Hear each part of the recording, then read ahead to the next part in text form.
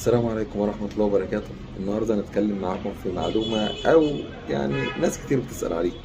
الواتساب يا جماعة، تلات أرباع الأجهزة القديمة الواتساب بتاعها هيقف. هنبدأ بالأيفونات مثلا.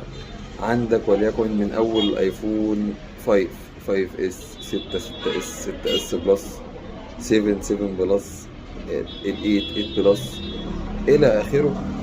عندك لحد مثلا بداية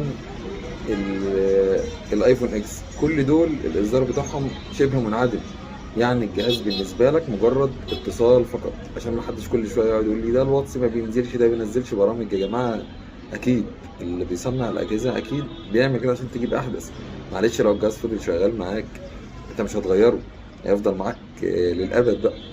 تمام، عشان بس ما حدش يفضل يتسأل في نقطه الواتساب دي. الموضوع عادي خالص، وكل اجهزه مش بتقف، برامج الاصدار بتاعها اللي بيقدم فبتضطر تقف. السلام عليكم.